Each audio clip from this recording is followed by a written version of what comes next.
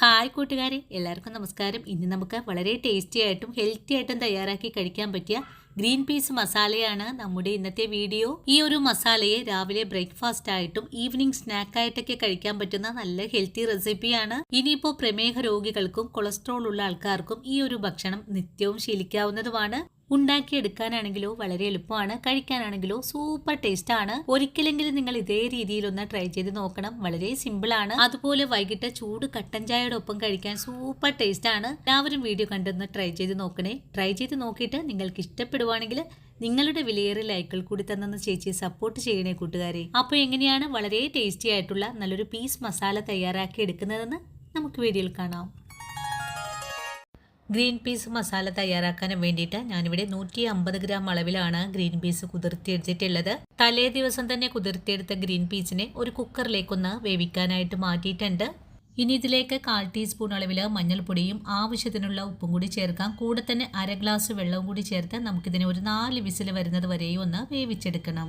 4 വിസിലിന് ശേഷം കുക്കറിൻ്റെ എയറെല്ലാം പോയി വന്നപ്പോൾ ഞാനൊന്ന് തുറന്നും കൂടി നോക്കുവാണ്. ഇപ്പോൾ നമ്മുടെ ഗ്രീൻ പീസ് നല്ലതുപോലെ തന്നെ വെന്തിട്ടുണ്ട്. ഇത് അധികമൊന്നും വെന്ത് കുഴയാതെയാണ് ഞാനിവിടെ വേവിച്ചെടുത്തിട്ടുള്ളത്. ഇനി പീസ് മസാല തയ്യാറാക്കാൻ തുടങ്ങാം. ഇതിനായിട്ടൊരു പാൻ അടുപ്പിലേക്ക് വെച്ചിട്ടുണ്ട്. പാൻ ഇപ്പോൾ നല്ലവണ്ണം ചൂടായി വന്നപ്പോൾ 1 സ്പൂൺ അളവിൽ വെളിച്ചെണ്ണ കൂടെ ഒഴിച്ചു കൊടുത്തു. വെളിച്ചെണ്ണയും നല്ലതുപോലെ ചൂടായി വന്നപ്പോൾ ഞാനിതിലേക്ക് ഒരു 6 വെളുത്തുള്ളിയെ കട്ട് ചെയ്തത് ചേർത്തൊന്ന് വഴറ്റുവാണ്. വെളുത്തുള്ളിയുടെ കളറൊക്കെ ഒന്ന് ചേഞ്ചായി തുടങ്ങുമ്പോൾ നമുക്കിതിലേക്ക് ഒരു വലിയ സവാള കട്ട് ചെയ്തതാണ് ഞാനിവിടെ ചേർക്കുന്നത്. ഇനി സവാള ചേർത്തിട്ട് ഒന്നുകൂടെ വഴറ്റിയതിന് ശേഷം നമുക്കിതിലേക്ക് എരിവിനായിട്ടുള്ള പച്ചമുളക് കൂടെ ചേർക്കാം. ഞാനിവിടെ ഒരു 6 പച്ചമുളകാണ് കട്ട് ചെയ്ത് ചേർത്തിട്ടുള്ളത്. പച്ചമുളകും സവാളയും വെളുത്തുള്ളിയും കൂടി ചേർത്ത് വീണ്ടും നമുക്ക് നല്ലതുപോലെ തന്നെ ഒന്ന് വഴറ്റിയെടുക്കാം. സവാള വഴറ്റുമ്പോൾ ഗോൾഡൻ കളറിലേക്കൊന്നും ആയി വരേണ്ട ആവശ്യമൊന്നുമില്ല. ഒന്ന് വഴണ്ട് സോഫ്റ്റ് ആയാൽ മാത്രം മതിയാകും. ഇനി ഇതിലേക്ക് കുറച്ച് കറിവേപ്പിലയും കൂടെ ചേർക്കുന്നുണ്ട്. ഇനിയിപ്പോൾ ഇതെല്ലാം കൂട്ടിച്ചേർത്ത് ഒന്നുകൂടി ഇളക്കി യോജിപ്പിച്ചതിന് ശേഷം നമുക്കിതിലേക്ക് മസാലപ്പൊടികൾ ചേർത്ത് കൊടുക്കണം. നമ്മുടെ സവാള ഈ ഒരു രീതിയിലാണ് വഴണ്ട് കിട്ടേണ്ടത്. ഇനി ഇതിലേക്ക് 1/4 ടീസ്പൂൺ അളവിൽ മഞ്ഞൾപ്പൊടി ചേർക്കാം.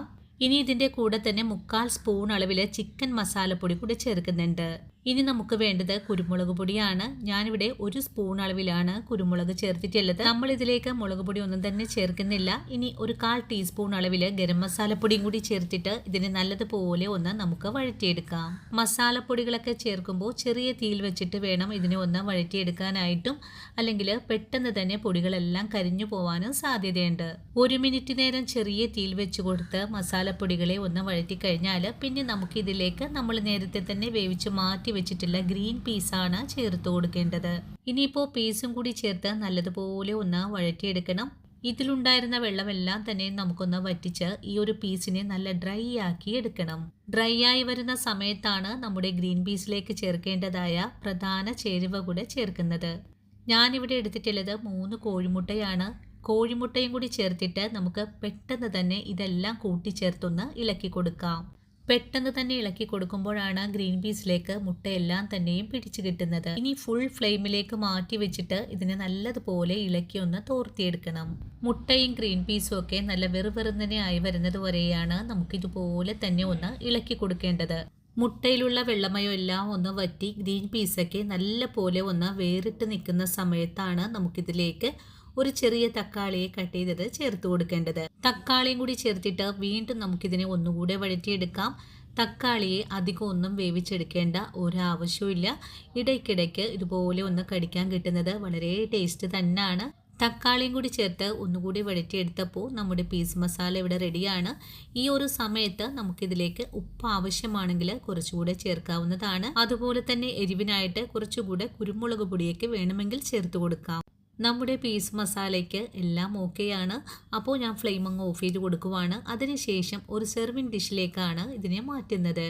അപ്പോൾ കണ്ടല്ലോ കൂട്ടുകാരെ, എത്ര രുചികരമായിട്ടാണ് നമ്മൾ ഈ പീസ് മസാലയെ റെഡിയാക്കി എടുത്തിട്ടുള്ളത്. ഈ ഒരു മസാലയെ രാവിലെ ബ്രേക്ക്ഫാസ്റ്റ് ആയിട്ടും ഈവനിങ് സ്നാക്കായിട്ടും ഉച്ചയ്ക്ക് ചോറിനൊപ്പമൊക്കെ കഴിക്കാനായിട്ട് സൂപ്പർ ടേസ്റ്റാണ്. ഇതുവരെയും ഇതുപോലൊരു റെസിപ്പിയെ നിങ്ങൾ തയ്യാറാക്കി നോക്കിയിട്ടില്ലെങ്കിൽ തീർച്ചയായിട്ടും നമ്മുടെ വീഡിയോ കണ്ടതിന് ശേഷം ഒന്ന് തയ്യാറാക്കി നോക്കണേ. ഇനിയിപ്പോൾ ഷുഗറും കൊളസ്ട്രോളും മൂലം കഷ്ടപ്പെടുന്ന ആൾക്കാർക്കും രാവിലെ ബ്രേക്ക്ഫാസ്റ്റ് ആയിട്ട് ഈ ഒരു റെസിപ്പിയെ ട്രൈ ചെയ്യാവുന്നതാണ്. അപ്പോൾ ഇന്നത്തെ നമ്മുടെ വീഡിയോ ഇത്രയേ ഉള്ളൂ കൂട്ടുകാരെ. ഈ ഒരു വീഡിയോയും കണ്ടിട്ട് തീർച്ചയായിട്ടും എൻ്റെ കൂട്ടുകാർ ട്രൈ ചെയ്ത് നോക്കണം. ട്രൈ ചെയ്ത് നോക്കിയിട്ട് നിങ്ങൾക്ക് ഇഷ്ടപ്പെടുവാണെങ്കിൽ നമ്മുടെ ചാനൽ കൂടി സപ്പോർട്ട് ചെയ്യാൻ മറക്കരുത്. അതുപോലെ തന്നെ വീഡിയോയെക്കുറിച്ചുള്ള അഭിപ്രായങ്ങളെല്ലാം കമൻസ് ആയിട്ട് അറിയിക്കാനും മറന്നുപോകരുത്. നിങ്ങൾ തരുന്ന ഓരോ വാക്കുകളുമാണ് മറ്റുള്ള ആൾക്കാരിലേക്ക് നമ്മുടെ വീഡിയോ എത്തപ്പെടുന്നതും. വീഡിയോ കണ്ട് ട്രൈ ചെയ്ത് നോക്കുമ്പോൾ ഇഷ്ടപ്പെടുവാണെങ്കിൽ നിങ്ങൾക്ക് കിട്ടിയ ഈ ഒരു അറിവിനെ നിങ്ങളുടെ കൂട്ടുകാരിലേക്കൊന്ന് ഷെയർ ചെയ്ത് കൊടുക്കാനും നിങ്ങളുടെ വിലയേറിയ ലൈക്കുകൾ കൂടി തന്നത് ചേച്ചിയെ സപ്പോർട്ട് ചെയ്യാനും മറക്കരുത്.